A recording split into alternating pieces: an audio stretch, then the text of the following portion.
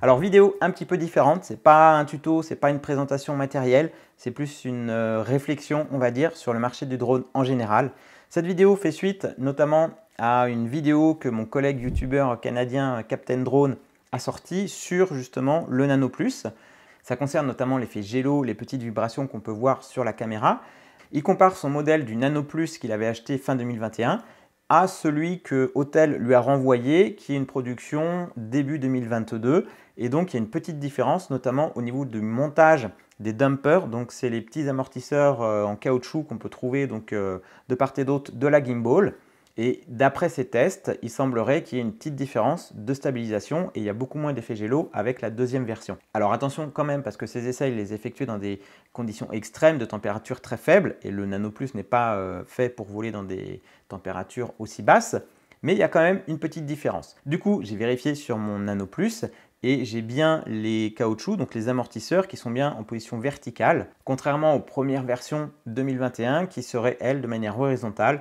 Et il se pourrait que ça apporte peut-être justement des petites modifications, une amélioration au niveau des vibrations. Alors ça, c'est un exemple parmi tant d'autres, mais j'ai l'impression que désormais, à chaque fois qu'on achète un drone, et c'est propre au marché du drone et toutes marques confondues, eh bien les drones, quand ils sont commercialisés, ils ne sont pas finalisés, notamment en termes de firmware, puisqu'on a des fonctionnalités qui ne sont pas présentes. Ça fait quelques temps que j'ai le Nano Plus. Ça fait 3 mois, plus de 3 mois qu'il est sorti commercialement et on n'a toujours pas la fonction tracking qui est une des fonctionnalités et qu'on attendait quand même depuis longtemps.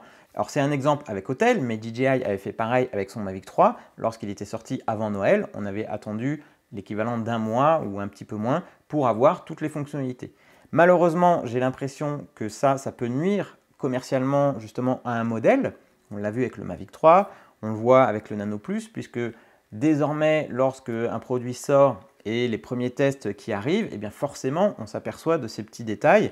Et du coup, j'ai l'impression qu'après, ça reste. On a beau dire et beau prouver que tout ça a été amélioré, eh bien ça reste dans les esprits. Et commercialement, je pense que c'est vraiment pas une bonne chose de commercialiser un drone qui n'est pas bien fini ou qui n'a pas encore toutes les fonctionnalités disponibles. C'est pour ça que j'ai un peu de mal à comprendre la stratégie des fabricants de drones parce que je pense que ça nuit plus que ça n'apporte quelque chose. Alors certes, la plupart du temps, c'est indiqué clairement que toutes les fonctionnalités ne sont pas encore disponibles et arriveront avec une mise à jour firmware.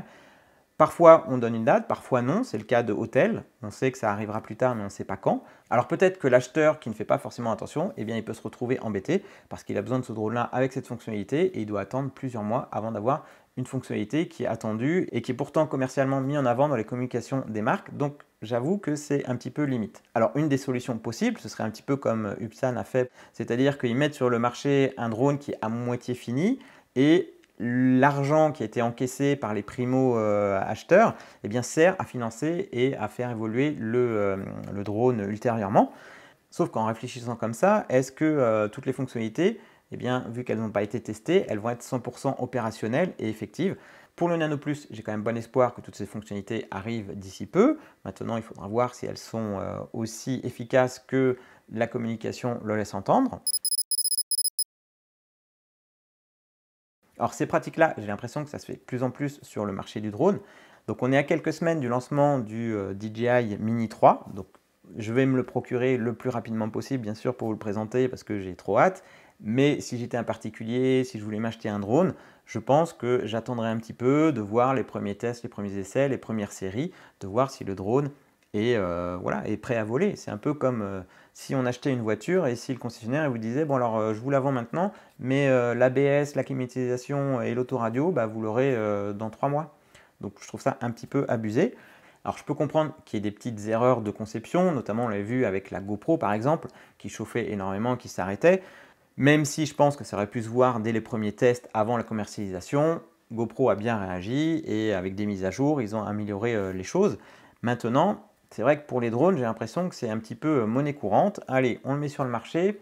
Les fonctionnalités, vous les aurez plus tard. Elles arriveront quand elles arriveront.